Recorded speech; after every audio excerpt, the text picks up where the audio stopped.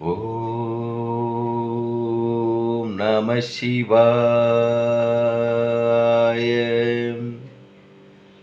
ஓம் நம சிவாய.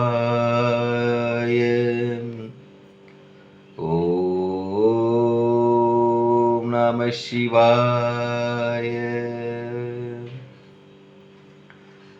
அன்பான சிவ அன்பர்களே, கடந்த நாட்களில் நம்ம சிவபெருமானுடைய மாவட்டத்தோறும் உள்ள தேவார பாடல் பெற்ற ஆலயத்துடைய பற்றியும் ஒவ்வொன்றும் அதோட சிறப்பை நான் உங்களுக்கு வழங்கிட்டு வரேன்.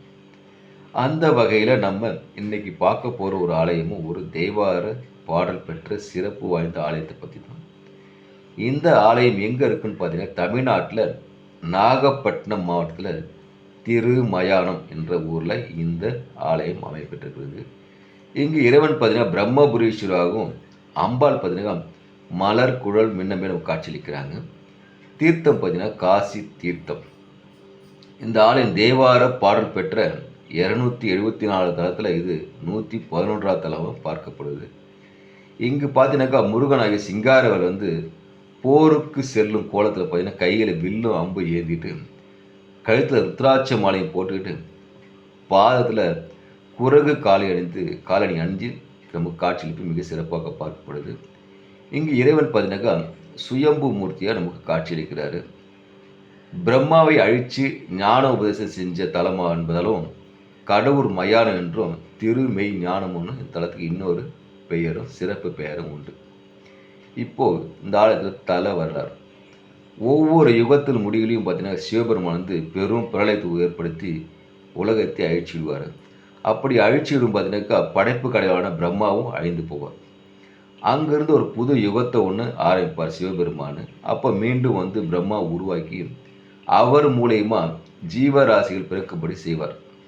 அப்படி செய்யும் பட்சத்தில் அவ்வாறு பிரம்மா எப்படி ஜீவராசி உருவாக்குவதுன்றதை பற்றியும் அதுக்கு ஞான உபதேசம் சிவபெருமான் வழங்கிய தலமாக இந்த தலம் பார்க்கப்படுது. அதனாலே தான் அந்த ஆலயம் பார்த்தீங்கன்னா பிரம்மபுரீஸ்வரர் நமக்கு எழுந்திருக்கிறார். இப்போது இங்கே நம்ம பல ஆலயத்தை சென்று பார்த்துருப்போம். விநாயகர் பார்த்தீங்கன்னா பெரிய பானை வயிற்றோடு நம்ம காட்சி நம்ம அழிச்சு பார்த்துருக்குறோம். ஆனால் இந்த ஆலயத்தில் மட்டும்தான் விநாயகர் பெருமான் பார்த்தீங்கன்னாக்கா ஒட்டிய வயிறோடு நம்ம காட்சியில் இருப்பது மிக சிறப்பாக பார்க்கப்படுது. அது மட்டும் அல்லாமல் பூர்வ ஜென்ம பாவம் போக்குற தலமாகவும் இந்த தலம் பார்க்கப்படுது.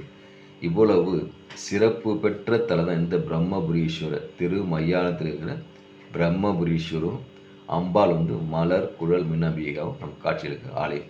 அதனால் அன்பான சிவ அன்பர்களே, வாய்ப்பை ஒரு முறை உருவாக்கிட்டு இங்கே திருமயானம் சென்று பிரம்மபுரீஸ்வரர் வணங்கி இறையருள் பெற்று ஈசனருள் பெற்று இன்புற்று வாழ்க. ஓம் நமச்சிவாய வாழ்க. நாளந்தால் வாழ்க. இமை பொழுதும் என் நெஞ்சில் நீங்காத தாழ் வாழ்க. ஈசனடி வாழ்க.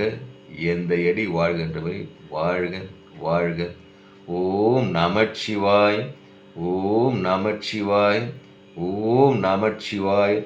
அன்பையை விதைப்போம், அன்பையை அறுவடை செய்வோம். ஓம் நமச்சிவாய்.